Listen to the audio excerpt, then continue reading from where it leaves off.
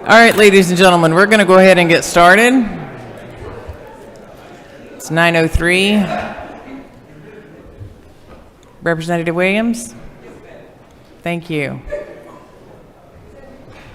Appreciate that. All right, y'all, we'll go ahead and get started. Chairman and ladies to the front, please. I appreciate everybody being so courtly and so gentlemanly. Representative Hagan. Oh, I'm sorry. I do apologize. I would like to start the meeting with a word of prayer. Representative Williamson, would you be so kind as to start us off with a word of prayer?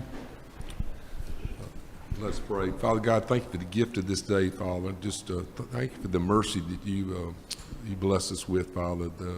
The gift of your Son, Father. We just all pray that we'd do things that are pleasing in your sight today. Bless the activities. Bless those that are on the way into the Capitol, Father. Keep us safe. And all this I ask in Christ's name. Amen. Amen. Thank you, Representative. Representative Hagan. Thank you, Madam Chair. Thank you, members of the committee, for having me back 2 days in a row.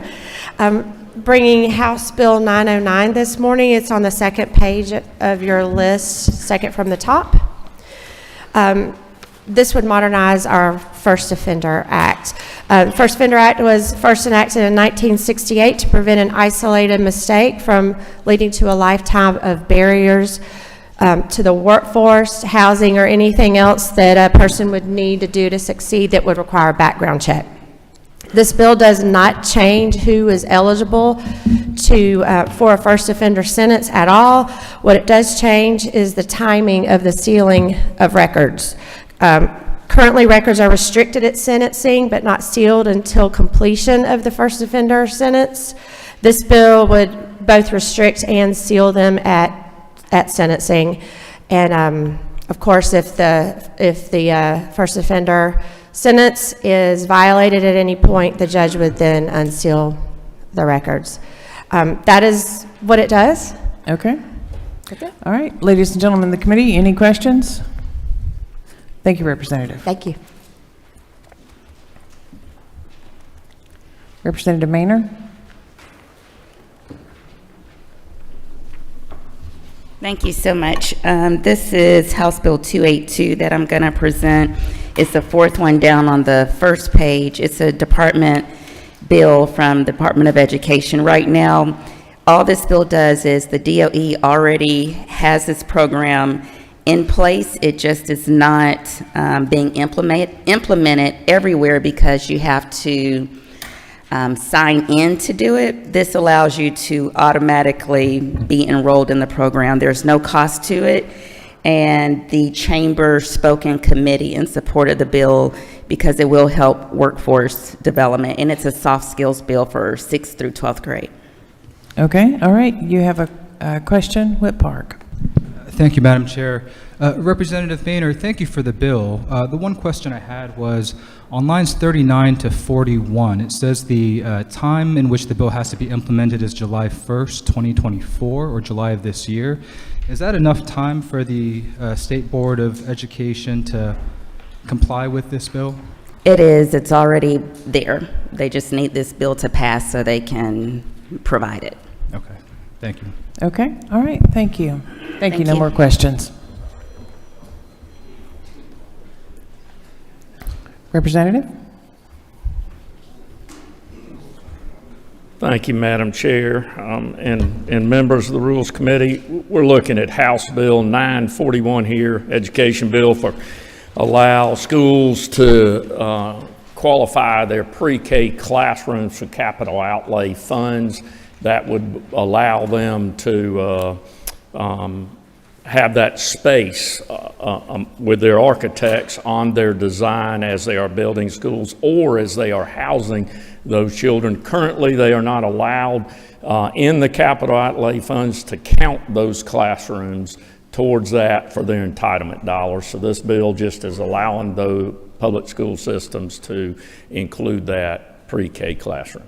Okay, all right. Members of the committee, any questions? Seeing none, thank you. Appreciate it. Representative. Thank you, Mr. Chairman. I have House Bill 516. It's a DOT transportation bill. This bill raises the limits of the quick response program, which is already in place, from 200 to 500,000 due to inflation over the past decade. It also updates the P3, which is the private, the DOT and private partnership statute, to adjust the time in the public hearing to earlier in the process, and the Georgia Department Board final approval. And then one last thing, it increases modular homes to 84 feet, so they can transport. It does not increase the weight. Okay, all right. Any questions from members of the committee? Seeing none, thank you, Representative.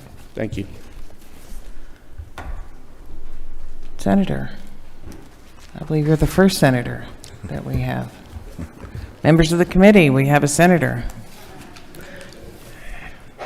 Thank you for allowing me to be here, Madam Chairwoman, this morning. You're very welcome. Representatives, the bill I have is on the last page. It's the fifth item down. It's SB 333.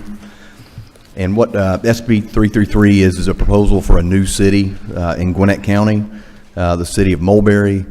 The reason for the proposal, we've had an outcry from citizens in the area because of zoning issues in the area. They're wanting more local control. We've got a commissioner that's took a stance on denying several high-density and apartment zonings in the area because of infrastructure issues, mainly traffic.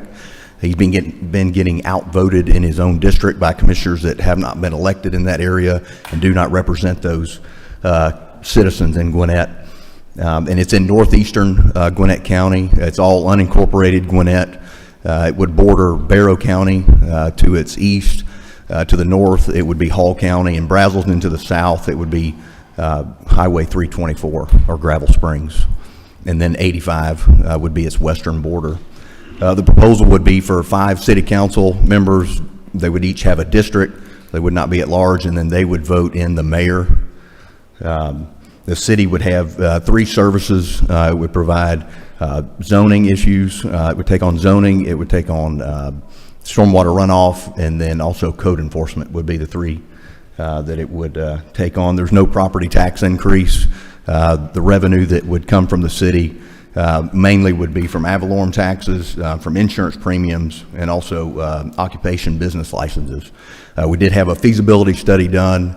The estimated revenue is about $9.4 million annually. The expenditures would be $7.9, so there would be roughly about $1.5 million surplus on an annual basis. And with that, be happy to answer any questions. Okay. Speaker Pro Tem, did you have a question? No. Okay. Whip Park. Thank you, Madam Chair. So 2 questions and then kind of a broader one, if I may. When would the referendum for this bill be? May. This May? Yes. Okay. And the commissioner who represents this new city, that's a Republican, is that correct? That is correct. And he's the one who's not been listening to the voters regarding zoning issues?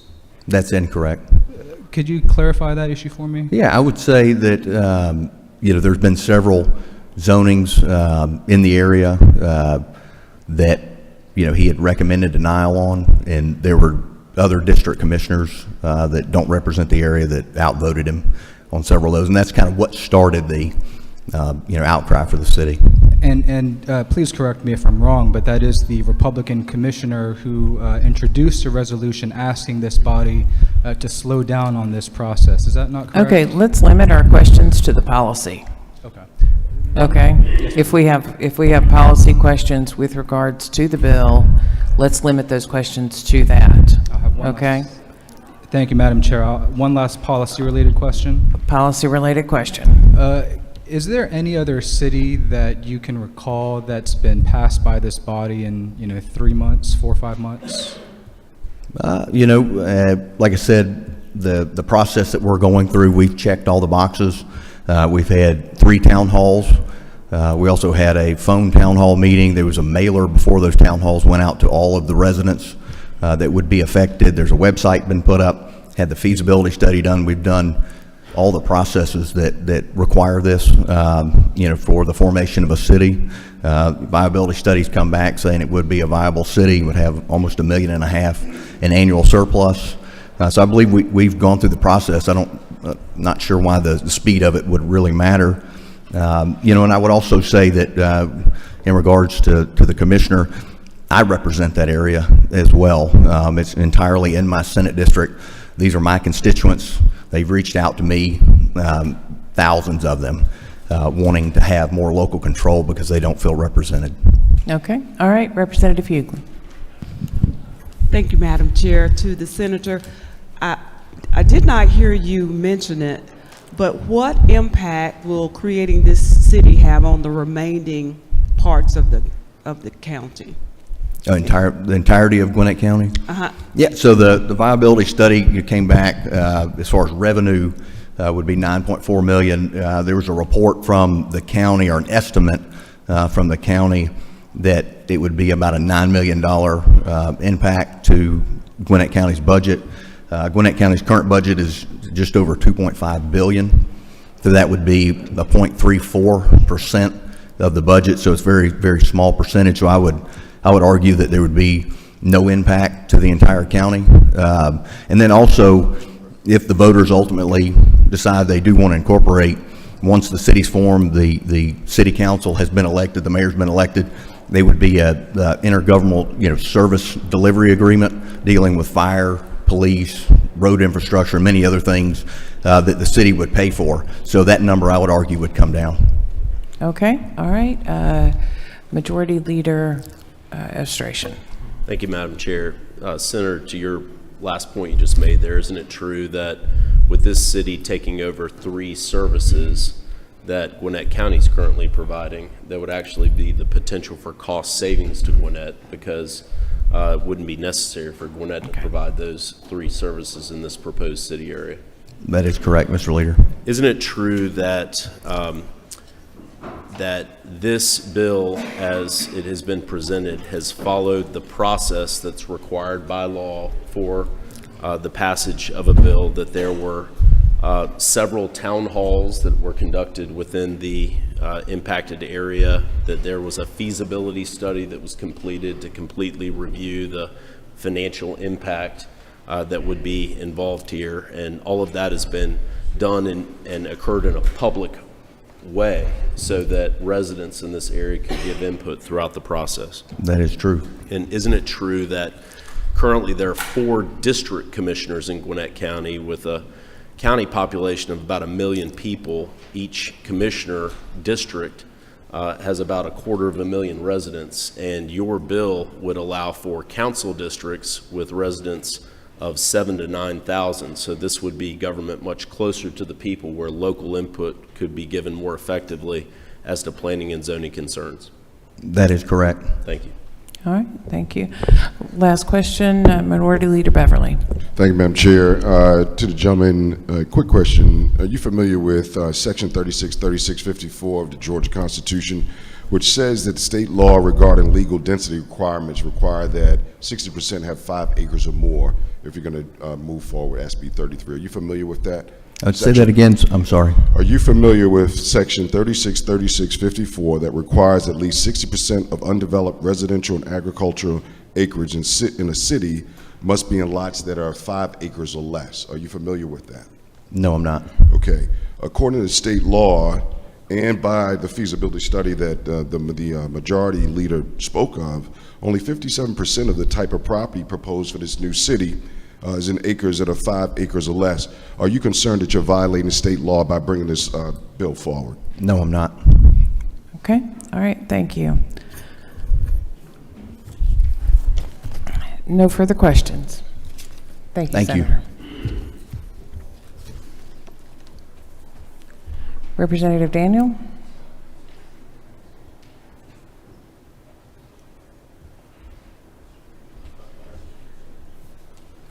Thank you, Madam Chair.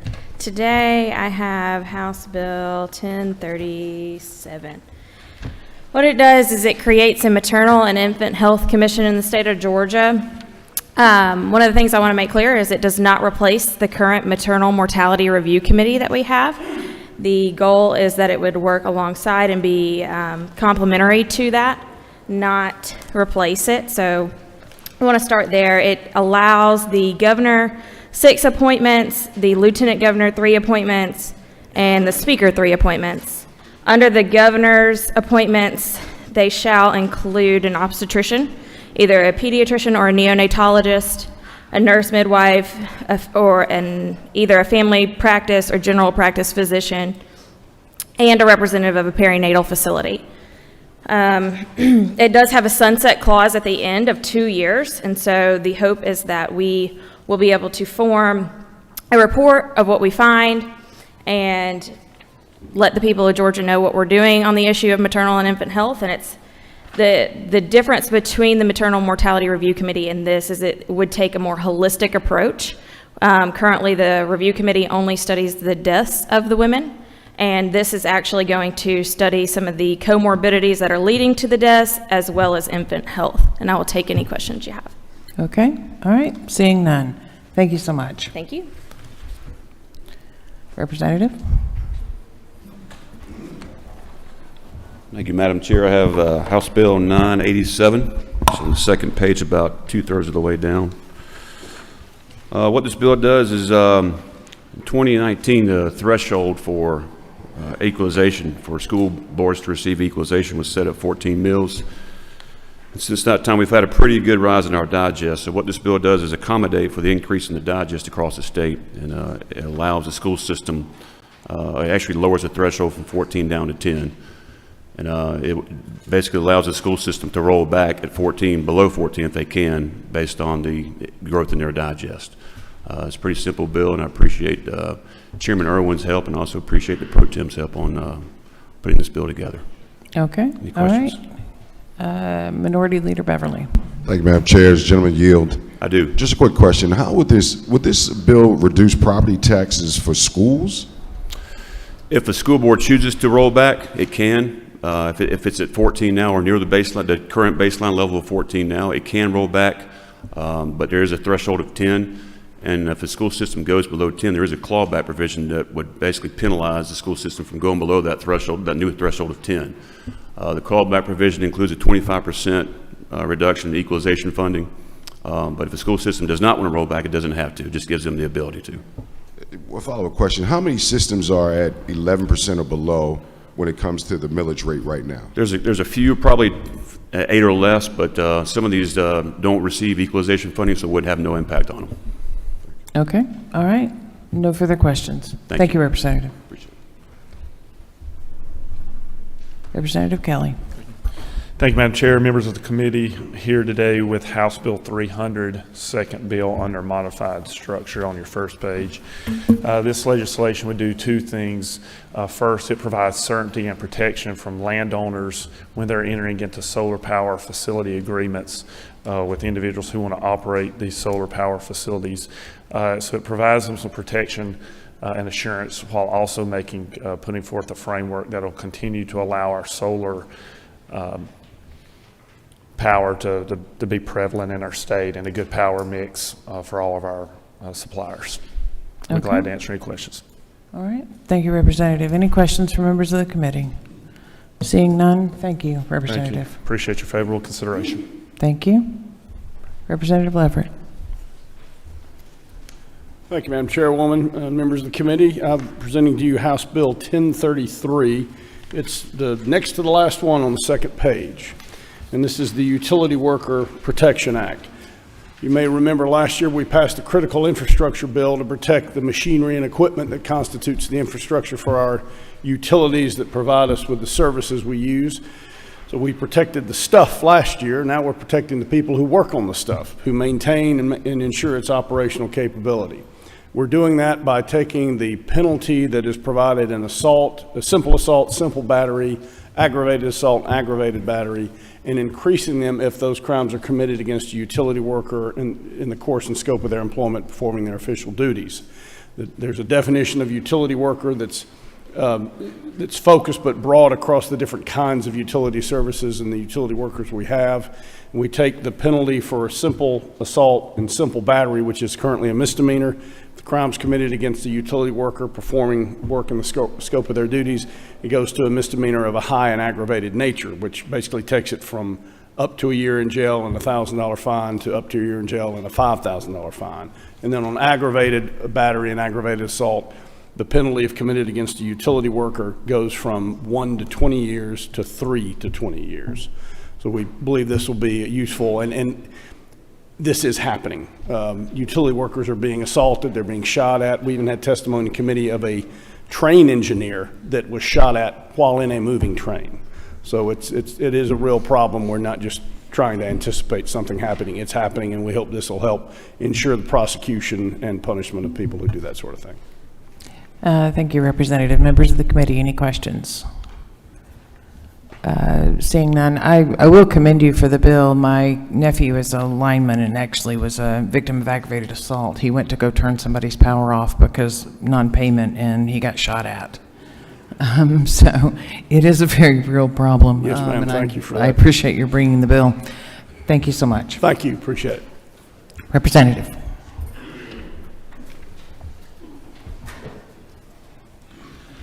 Thank you, Madam Chair, members of the committee. I bring for you two bills today. On the second page under modified structure, the seventh from the top, HB 959. I spoke on this the other day. It's the move over bill, and basically we're extending the same protection to a stranded motorist that's stranded by the side of the road. We passed this bill last year. There was some misunderstanding of the intent of the bill. It was unclear whether the motorist had to be present or not, and we clarified that in this bill. The motorist has to be present and the flashing lights has to be on. So that's what we changed in the bill from last year, to clarify that, and I would appreciate your favorable consideration of House Bill 959. Okay, all right, thank you. Do you have another bill? I do. House Bill 997, which is under modified structured, the sixth bill from the bottom on the second page. This is a Department of Driver Services bill. Presently, now the Federal Motor Carrier Safety Administration Commercial Driver's License, the Drug and Alcohol Clearinghouse is a secure online database that centralizes records for all drug and alcohol program violators. As this bill, what we're doing, we're streamlining the notification to the Department of Driver Services when a customer is prohibited from, having a CDL for lack of, failing a drug test or alcohol test, or if they refuse to take a test. It just streamlines that notification, and it also prohibits a driver from job hopping to, if they get a notification from their employer, they just go run to another employer and get hired, and they're driving that suspended license. But this will clarify that. It streamlines it. It's real-time data that's available to DDS. So that's a department bill, and that's what we're doing. Okay, all right. And I do apologize. I think this is actually a question based on your previous bill, but Okay. Representative Williams, I believe Yes. he has a question. Thank you, Madam Chair. To the gentleman, certainly, I would hope this would help.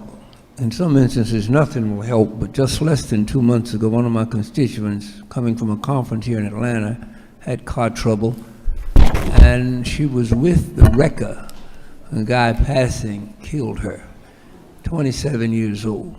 He had plenty of room to pull over, but he didn't. Yes, every year, Representative, there's 24 first responders killed on the side of the road. On average, there's over 300 motorists killed on the side of the road every year. So we're just extending that same protection to the stranded motorist. Okay, all right. Thank you. Thank you, Representative. No more questions. Representative LaHood. Thank you, Madam Chair and committee. I've got two bills. I'll start with House Bill 363, and it is the first one under structured rule on the last page. And House Bill 363, essentially, it is required to keep the rural hospital tax credit alive beyond this year. It's set to sunset in December of this year, and this extends the sunset to December of 2029. It also increases the cap from $75 million to $80 million. This has been a very successful program. It benefits 55 rural hospitals, and there's actually a hospital in my well, right next to my district in Berrien County, it's undergoing a $15 million expansion, and they attribute this credit for the ability to do that. And so that's what this does, and we'll take any questions if there are any. Okay, Whit Burchett. Thank you, Madam Chairwoman. Thank you for bringing this bill, Representative LaHood. Isn't it true that this program has been wildly popular and it allows locals to help support our rural hospitals? It, in fact, does. There's over 5,000 donors every year, and the vast majority of those, around 4,300 of those, are individuals. Very good. All right, good bill. Thank you. Thank you. Okay. Minority Whip Park. Thank you, Madam Chair. Are there any long-term feasibility studies on the overall impact of this tax credit, particularly for the purpose of saving or ensuring that our rural hospitals have a path toward long-term fiscal sustainability? I know this topic has been studied extensively, and it's been determined that this is a great benefit to rural hospitals. Thank you. Okay, thank you. Dean Green. Thank you, Madam Chairman. Is it not true that this is one of the recommendations of the Rural Council Committee that we explored all this summer, and that it became one of the highlights of our recommendations? You are absolutely correct. Thank you for bringing it. Thank you. All right, thank you. No further questions from the members of the committee. All right. Thank you. Thank you, and I appreciate your favorable consideration. Are you good with me presenting my next bill? Sure. All right. You have a second bill? House Bill 977 is a bill that would expand the number of races that get risk limiting audit. And basically what it does is requires that the top of ballot race gets audited in a general election, and that one statewide race gets audited. So the top of ballot would be an automatic audit, and the statewide race would be determined by, the bill also kind of changes how the statewide race would be determined. And so the bill would require the governor, lieutenant governor, speaker of the House, and minority leader from each chamber to determine which statewide race gets audited, if there is a statewide race on the ballot. The other thing the bill does is lowers the threshold, essentially the margin of error that's allowed. Currently, it's in state election board rule. They set 10% as the margin of probability. However, the Secretary of State is currently using 5. The bill lowers it to 8 this year, and it ticks down 2% every 2 years until it gets to 2% by 2030. Okay. All right. You do have a couple of questions. Minority Whip Park. Thank you, Madam Chair. You said the Secretary of State currently has a 5% threshold. Why isn't that being codified for this year? Well, the state election board has it at 10 this year, and I wouldn't have a problem with going to 5, but we just decided to tick down gradually to give our election workers, time to catch up with the demands, because there is going to be extra work involved in this. They're currently auditing 1 race, and this will require a minimum of 2 races to be audited. One more policy question, if I may. So on lines 55, with respect to the timing in which the race to be selected will be done, it says 11 a.m. the Thursday immediately following the election. Is that sufficient time? What if it takes a little while longer for election results to come in? Okay, so this is the time frame for the race to be, that's going to be audited, the statewide race to be determined, not for the audit to be completed. Okay. Okay. All right. Majority Leader Beverly. Thanks for the upgrade. Madam Chair, you call me Majority Leader. Oh, I'm sorry. Chuck, yeah, it's coming. Minority Leader. It's coming, buddy. It's coming. Just a quick question.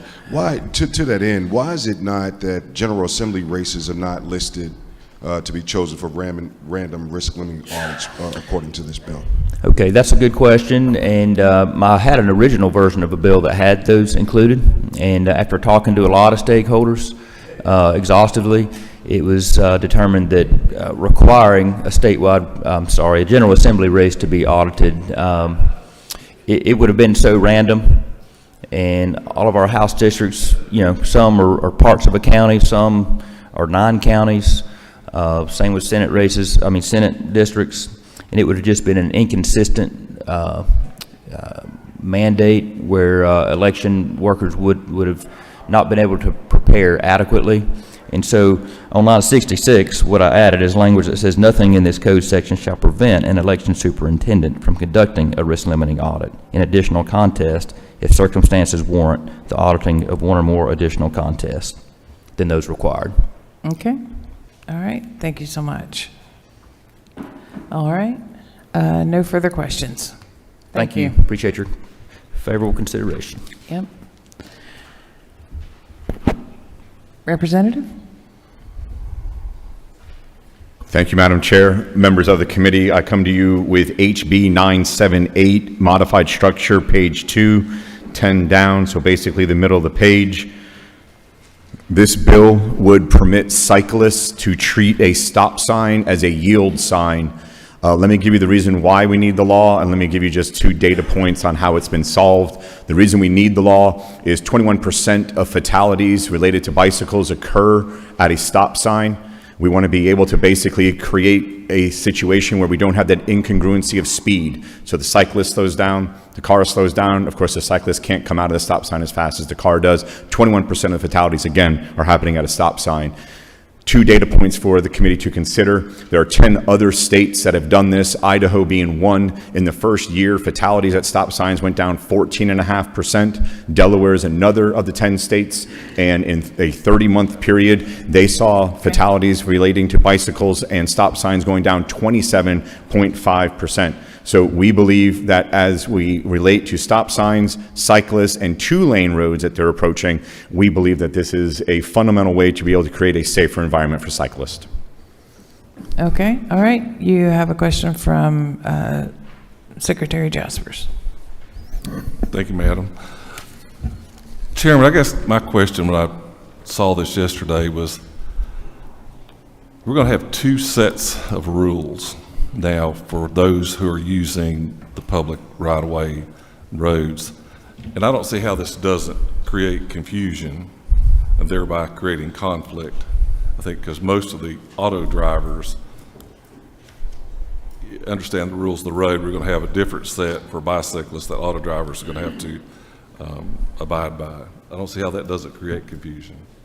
So, Chairman Jaspers, let me just give a practical.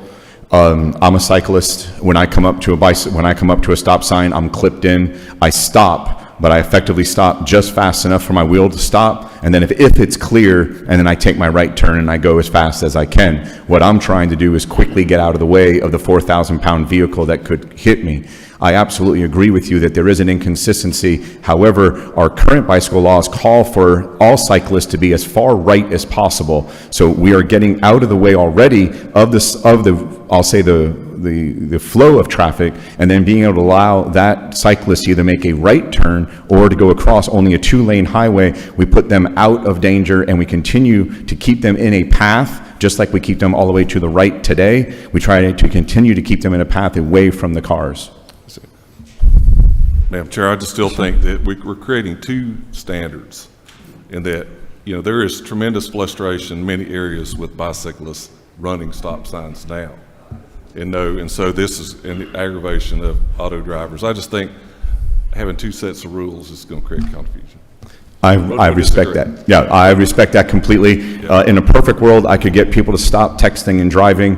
I could get people to move out of the left lane when they're supposed to, and I agree with you that we could get all cyclists to abide by the rules of the road.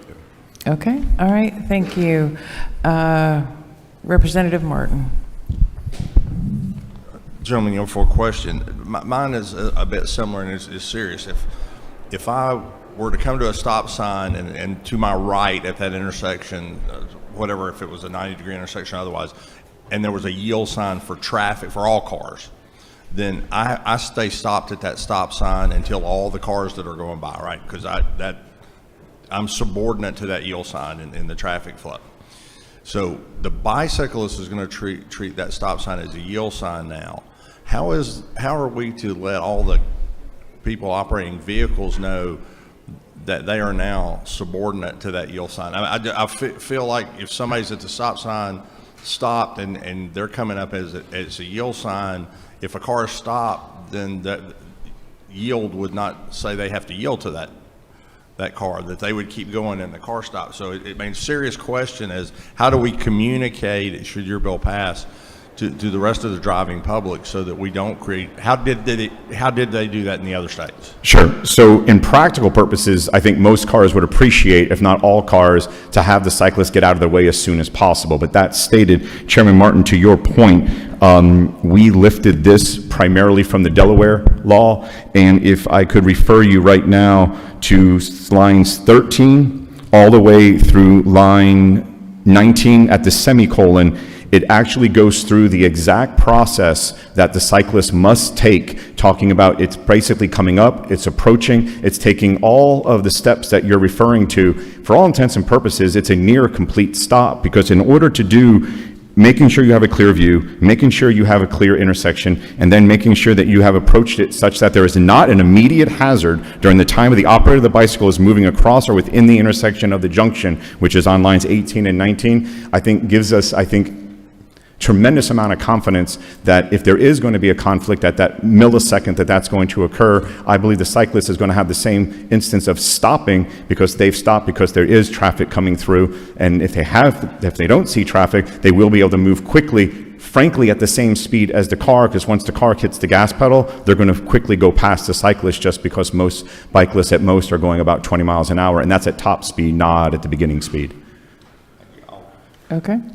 All right. Thank you. Representative Newton? Just a quick follow-up kind of on what Chairman Jasper said. I think the most confusion would be at a four-way stop, where a lot of people don't understand it anyway, or don't necessarily handle it well, but we all know if everybody pulls up and stops, whoever stopped first kind of has the right of way, or it's the person to your right if you show up at the same time.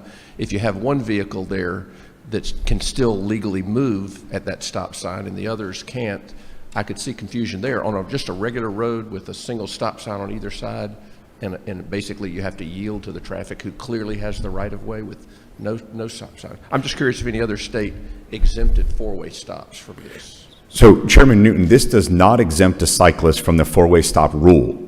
So if they come up to a four-way stop, and to your point, we have other cars at that four-way stop, it's a stop sign. They cannot suddenly move it to a yield sign. It just does, they're not exempted from the four-way stop rule. I see this being more used when there's, I'll say, two side streets, two stop signs, and then a free flow of traffic going, I'll say, in perpendicular to those two side streets. Okay. All right. Thank you. All right. Very quickly now, Representative Williams. Thank you, Madam Chair. I've been listening, and my question is, what do you do about, most cyclists don't know the rules now, except for the very dedicated. Do you think this bill might help one call, that's all, even more? Because when you compare Idaho, they went from 6 deaths to what? One less, 14. There's nobody out there but cows. That's not a comparison for how it's going to help us. So, Representative Williams, the best data I can give you is in 2021, this body expanded the 3-foot buffer rule. It allowed for the car wanting to pass the cyclist and maintain the 3-foot buffer. We permitted them, just like we do with sanitation workers in the Postal Service, to cross a solid yellow line if, in fact, it is safe to do so.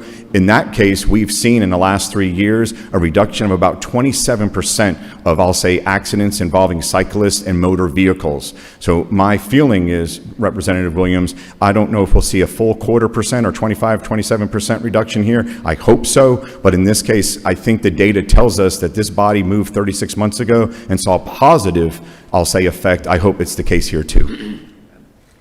Okay. All right. Minority Whip Park. Thank you, Madam Chair. Representative Chairman Jones, appreciate the bill, and I apologize, I may be a little confused, but the bill reads to me as common sense practices that a bicyclist would already otherwise do not to get hit by a car, and simply codify existing practices. Am I not reading this correctly? No, Whip Park, as I was speaking to the Georgia DOT, I said no cyclist wants to play Frogger. And I mean that sincerely to the Rules Committee. So you're absolutely right. Everyone is aware that your bike weighs anywhere from 15 to 20 pounds, and whatever it is you weigh compared to a 4,000-pound vehicle, you got to use common sense, and it's common sense that's being asked for here. Thank you. Okay, all right.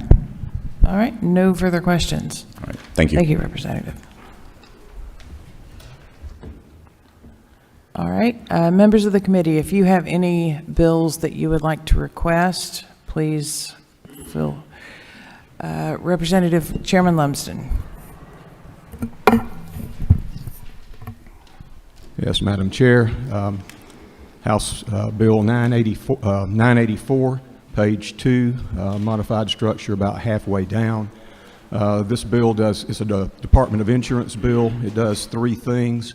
It sets the framework for off-duty use of department vehicles by post-certified officers of the Department of Insurance. The second portion of it is an NAIC accreditation issue, National Association of Insurance Commissioners. This deletes a subsection of state law to bring us into compliance with NAIC model law.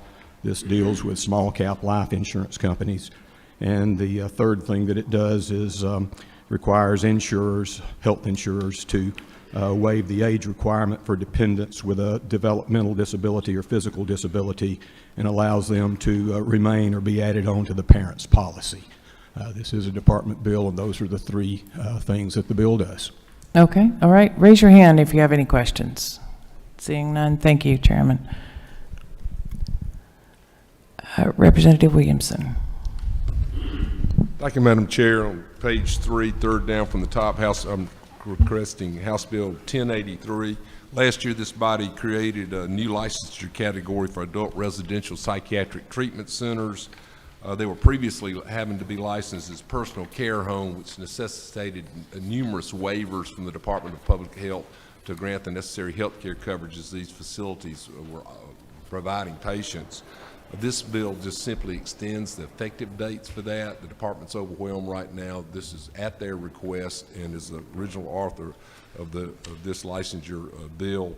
I agreed with them, and Chairman Cooper has been very helpful. She got it out of the committee for us yesterday. We need to get this in place right away, since the sunset date is already, the implementation date was January the 1st of this year. Okay, all right, thank you. Chair Lady Cooper. Thank you very much, Madam Chair. On the 3rd page, under modified structure, is second from the top, House Bill 1077. When we passed over the 2nd mental health bill last year to the Senate, some discussion went on, and that committee chair decided that that bill was too big, even though it was 20-something pages smaller than the year before, and that we should send back individual bills for things we wanted in that. And this is the very core to it. It's allowing the Georgia Board of Healthcare workforce to have a loan repayment plan for people that are licensed in the mental health area, psychologists, psychiatrists, social workers, marriage and family counselors. And the reason it's the core is that if we want to take care of the mentally ill in this state, we have got to have more workers. We do not have them. And this would encourage people with loan forgiveness. It also has an incentive to encourage people that do take care of our most needy patients, our Medicaid patients, that the more they take care of, that there's a step incremental thing where they can get more reimbursement and for loan repayment if they take care of people on Medicaid. Okay, all right, any questions? Okay, and you have another bill? I think it's 449, it was a House resolution. Oh, it was a House resolution. And I didn't see it on the sheet. Okay, all right. But it is for a heart disease that they want to make a day that... I believe it's under modified open. Oh, I missed it. I'm sorry. Thank you for correcting me. Right. It's to make the fourth Wednesday in February the Hypertrophic Cardiomyopathy Awareness Day. This is something that's affecting many, many more Georgians, and they want to bring recognition to it and the work that's being done to help patients with that illness. Okay, all right, thank you. Chairman Hawkins. Thank you, Madam Chairman. I have HB 945 on the second page. It's the fifth one down. This addresses a problem we've had around the state with hospitals and insurers going out of contract, leaving the patients without access to health care. Presently, Hall County has, in Northeast Georgia, has over 14,000 United Healthcare insurees that cannot access the hospital, nor can they access the physician network. This bill says that for state health employees, your calendar year will be what the state calendar year is, regardless of what the hospital and insurance calendar is. Okay. So you will not be left as an out-of-network patient. Okay. Very important bill. Thank you. And this has happened around the state. I mean, this is an ongoing thing with hospitals in different cities of this state. Okay. I met with the insurers and I met with the hospital folks, and they are all in agreement. Even the insurers are agreeing to the bill. Okay, all right. You have another bill? I do. I have two bills. 872. That is the loan, the student dental loan. I've been meeting with them since spring, trying to figure out how we can improve this. What this does is it recognizes the student in his senior year or her senior year, so they know they're going to have the loan, so it entices them to go to the rural areas, and also tells them that that loan will be a 4-year loan consecutively. The next bill is 874. That's the AED bill. It's also a very important bill. I met with a cardiologist, and this extends the AEDs into our grammar schools through K through grammar schools. Very, very much needed. We've had, believe it or not, some deaths in the grammar schools. And also, we have parents and grandparents and the employees that this would help protect. Okay, all right, thank you. All right, Chairman Gunter. Thank you, Madam Chair. I'm asking for House Bill 873 to be considered by the committee. This brings the juvenile court treatment courts under the state accountability courts, or Council of Accountability Courts. Some of our juvenile courts already have treatment courts and are operating them outside of the standards that the council has. And this would bring them under those standards, and also help courts that want to start one, help them get it started up. Okay, all right. Any questions from members of the committee? Seeing none, thank you so much. All right. Sometimes technology does not want to cooperate up here, and I do apologize for that. There are a couple of kind of cleanup issues that we need to deal with. We need to recommit some bills. So we're going to recommit 4 bills. House Bill 370, we're recommitting that back to Judiciary. Do I hear a move? Second. It's gone. House Bill 451, we're moving it back to Public Safety and Homeland Security. Do I hear a move? Second. There's a move and a second. It's gone. House Bill 501, going back to Industry and Labor. Is there a move? Second. There's a move and a second. All those in favor, please signify by saying aye. House Bill 738, going back to Industry and Labor. Is there a move? Second. There's a move and a second. All those in favor, please signify by saying aye. Okay, just to recap, House Bill 370 has gone back to Judiciary. House Bill 451 has gone back to Public Safety and Homeland Security. House Bill 501 has gone back to Industry and Labor, and House Bill 738 has gone back to Industry and Labor. We will now set the rules calendar for today, Thursday, February 8th, 2024. Under modified structured, House Bill 945. Is there a move? There's a move and a second. All those in favor, please signify by saying aye. All those opposed, like sign. House Bill 970. Is there a move? There's a move and a second. All those in favor of House Bill 970, please signify by saying aye. All those opposed, like sign.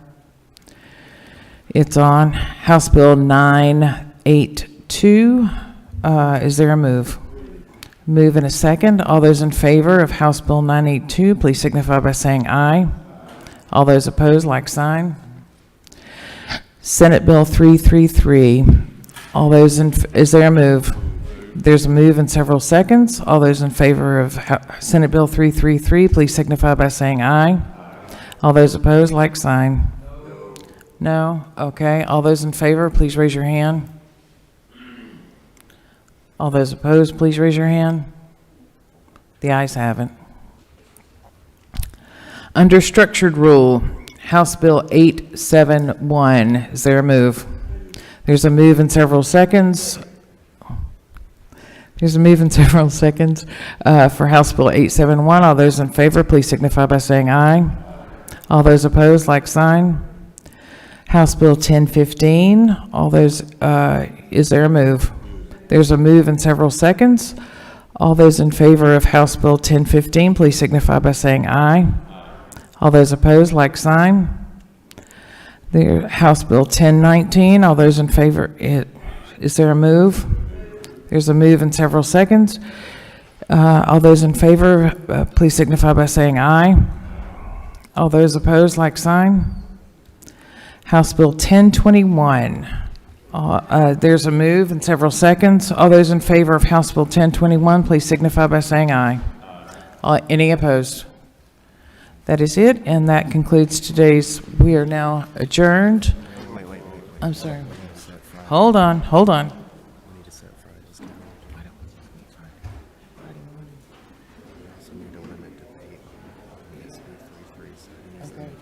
Okay. All right. Hold on. I have been told that I need to go ahead and set the calendar for Friday. So under modified open, House Bill 1034, is there a move? Move in several seconds. All those, this is for the rules calendar for Friday, February 9th, 2024, modified open. House Bill 1024, there's a move in several seconds. All those in favor, please signify by saying aye. House Bill 1048, is there a move? There's a move in several seconds. All those in favor, please signify by saying aye. Any opposed? Modified structured, House Bill 959. All those in favor, please, there's a move in several seconds. All those in favor of House Bill 959, please signify by saying aye. All those opposed, like sign. House Bill 1026, is there a move? There's a move in several seconds. All those in favor of House Bill 1026, please signify by saying aye. Okay, any opposed? All right. Okay, I'm going to recognize Chairman Jaspers for a motion. Thank you, Madam. On today's rules calendar, I'd like to make a motion. Okay, what's your motion? Make a motion to limit debate on Senate Bill 333 pursuant to Rule 33.3 to limit the debate to 1 hour at the discretion of the Speaker. Okay. So there is a move to limit debate on Senate Bill 333 to 1 hour, time to be allotted at the discretion of the Speaker. There's a move. Is there a second? Several seconds. All those in favor of limiting debate, please signify by saying aye. Any opposed, like sign. No. Okay. All those in favor, please raise your hand. Okay. Any opposed? All those opposed? Four. All right. Nice chance, Representative Hughley. I appreciate the jazz hands there. But one person, one vote. Motion carries. That concludes the business of the Rules Committee, and we are adjourned.